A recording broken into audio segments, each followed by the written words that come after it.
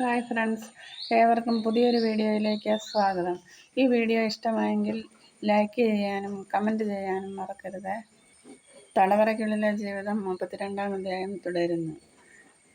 എങ്കിലും പെട്ടെന്ന് അയാൾ മുഖത്തെ ഭാവം മാറ്റി. അവിടെ ഒരു വരണ്ട ചിരി വരുത്തി. എന്നിട്ട് ചോദിച്ചു, എന്താ കാർത്തി അങ്ങനെ ചോദിച്ചത്? അല്ല സാർ, ഒരു സംശയം കൊണ്ട് ചോദിച്ചതാണ്. സത്യത്തിൽ എന്താണ് സാർ അന്ന് സംഭവിച്ചത്?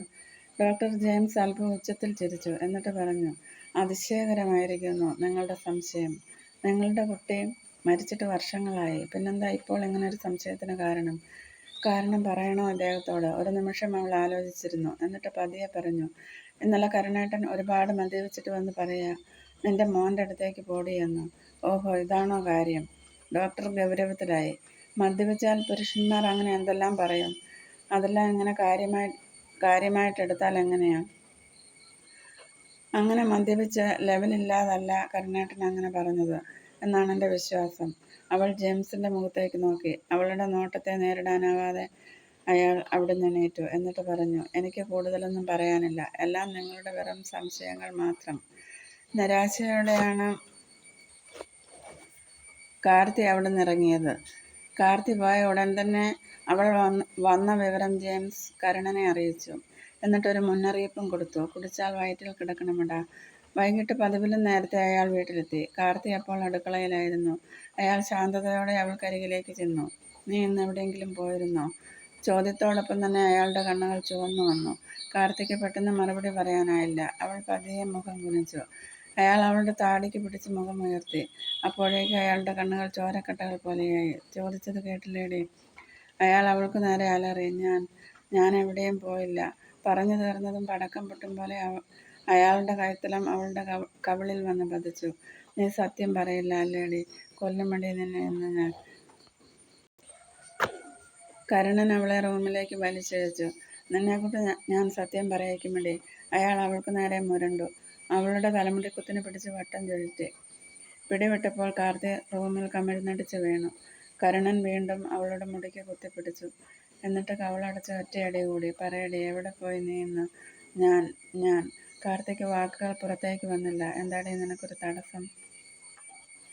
വീണ്ടും അയാൾ അവളുടെ കവളത്ത് ആഞ്ഞടിച്ചു. ഞാൻ ഡോക്ടർ ജെയിംസിൻ്റെ ഹോസ്പിറ്റലിൽ പോയി. കരുണൻ്റെ മുഖം കോപം കൊണ്ട് ജ്വലിച്ചു. എന്തിന് നീ അവിടെ പോയി? നീ മച്ചിയാണോന്നറിയാനോ? അതോ നിനക്കൊരു കുട്ടിയെ വേണമെന്ന് പറയാനോ? അതുമല്ലെങ്കിൽ നിന്റെ ചത്തുപോയ മോനെ തേടിയോ? പറയടി. വീണ്ടും അയാൾ അവളുടെ കരണത്ത് ആഞ്ഞടിച്ചു. മര്യാദയ്ക്കാണെങ്കിൽ ഇവിടെ ജീവിച്ചാൽ മതിയടി. അല്ലെങ്കിലുണ്ടല്ലോ, കൊത്തിയെരിഞ്ഞ് പാക്കറ്റാക്കി നിന്റെ തള്ളയ്ക്ക് കൊണ്ട് കൊടുക്കും ഞാൻ. അയാൾ അലറി. തള്ളയും മോളും കൂടി എൻ്റെ ജീവിതം തകർത്തു ഇല്ലേടി? എന്നിട്ടും കലി തീരാത്തതിനാൽ അയാൾ അവളെ റൂമിലൂടെ വലിച്ചിഴച്ചു. കാർത്തിക്ക് അന്നും ഉറക്കമില്ലാത്ത രാത്രിയായിരുന്നു. ശരീരവും മനസ്സും ഒരുപോലെ വേദനിക്കുന്നു. കരുണേട്ടനും ഡോക്ടർ ജെയിംസും സുഹൃത്തുക്കളാണെങ്കിലും താൻ ചെന്ന വിവരം കരുണേട്ടനെ അറിയിക്കുമെന്ന് കരുതിയതല്ല. എല്ലാ വേദനകളും മൂകം സഹിക്കാനായി അവൾ തയ്യാറായി. അമ്മയോട് പോലും അവൾ തൻ്റെ ദുരിതങ്ങളും വേദനകളും പറഞ്ഞിരുന്നില്ല. അമ്മ കൂടെയുണ്ടായിരുന്ന കാലത്ത് കരുണേട്ടൻ തന്നെ ഇങ്ങനെ ദ്രോഹിച്ചിരുന്നില്ല. അമ്മയുടെ മുമ്പിൽ വെച്ച് തന്നോട് സ്നേഹമായിട്ടാണ് പെരുമാറിയിട്ടുള്ളത്. അവൾ ഒന്ന് നെടുവേർപ്പെട്ടു. അങ്ങനെ കിടന്ന് എപ്പോഴും ഒന്ന് മയങ്ങി. ദുസ്വപ്നം കണ്ട് പവൻ ഞെട്ടി ഉണർന്നു. അപ്പോഴേക്കും നേരം നന്നേ പുലർന്നിരുന്നു. മോൻ നല്ല ഉറക്കമാണ്. അയാൾ എണീറ്റ് ജനാല തുറന്നിട്ടു.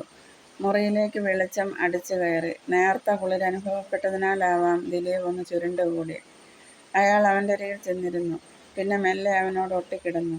അല്പം കഴിഞ്ഞപ്പോൾ അയാൾ പതിയെ എണീറ്റ് ബാത്റൂമിലേക്ക് പോയി. കുറച്ചു കഴിഞ്ഞപ്പോൾ ദിലീപിൻ്റെ വിളി കേട്ടു. അച്ഛാ, മോൻ ഉണർന്നിരിക്കുന്നു. അയാൾ ധൃതിയിൽ പല്ല് തേച്ച് മുഖം കഴുകി വെളിയിലിറങ്ങി. മോൻ എണീറ്റോ? അയാൾ ചിരിയോടെ ചോദിച്ചു.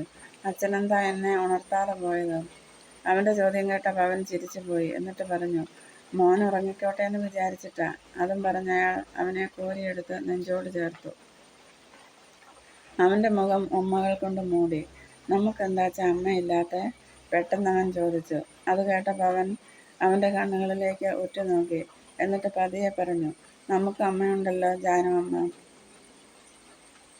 അങ്ങനത്തെ അമ്മയല്ലച്ചാ. പിന്നെ എങ്ങനത്തെ? അയാൾ ചോദിച്ചു. അവൻ അല്പം ആലോചിച്ചു. എന്നിട്ട് പറഞ്ഞു, ചന്ദ്രിക ആൻറ്റിയെപ്പോലെ സാരിയൊക്കെ എടുത്ത അമ്മയെ വേണം. അത് കേട്ടപ്പോൾ പവനിൽ ഒരു ഞെട്ടലുണ്ടായി. മോന് വിശക്കണില്ലേ? വാ, നമുക്ക് പോയി പല്ല് തേച്ച് മുഖമൊക്കെ കഴുകിയിട്ട് വരാമല്ലോ. പെട്ടെന്ന് അവൻ വിഷയം മാറ്റി. പക്ഷേ ദിലീപ് എന്നിട്ടും വിട്ടില്ല. ജാനുവമ്മ ശരിക്കും നമ്മുടെ അമ്മയാണോ അച്ഛാ? അവൻ ചോദിച്ചു. അതേ കുട്ടാ. എന്നാൽ പിന്നെ എന്തിനാച്ചാ ജാനുവമ്മ വൈകുന്നേരമാകുമ്പോൾ വേറെ വീട്ടിലേക്ക് പോണത്? അതെ, ആ വീട്ടിൽ വേറെ ആരുമില്ലായിട്ടാ മോനെ. എന്നാൽ നമ്മളെന്താ അങ്ങോട്ട് പോവാത്തെ? അപ്പോൾ ഈ വീട്ടിൽ ആരുമില്ലാതാവില്ലേ മോനെ? ശോ എന്ന ശബ്ദത്തോടെ മ്ലാനമായ മുഖത്തോടെ ദിലീപ് അച്ഛൻ്റെ മുഖത്തേക്ക് നോക്കി. അയാൾ അവനെ ചേർത്ത് പിടിച്ച് അവൻ്റെ കവിളത്ത് വീണ്ടും വീണ്ടും ഉമ്മ വെച്ചു. അപ്പോൾ അവൻ്റെ മിഴികൾ നിറഞ്ഞു തുളുമ്പി. അതുകൊണ്ടപ്പോൾ അവൻ്റെ മനസ്സും വിങ്ങി. രാത്രി മോൻ ഉറങ്ങിക്കഴിഞ്ഞപ്പോൾ അയാൾ പതിയെ എണീറ്റു. പുറത്ത് നല്ല നിലാവുണ്ടായിരുന്നു. ജാലകവാതിൽ തുറന്നിട്ട് അയാൾ വെളിയിലേക്ക് നോക്കി നിന്നു. മനസ്സാകെ അസ്വസ്ഥമായിരുന്നു. അച്ഛാ അച്ഛാ എന്ന് വിളിച്ച് മോൻ ചിണുങ്ങുന്നു.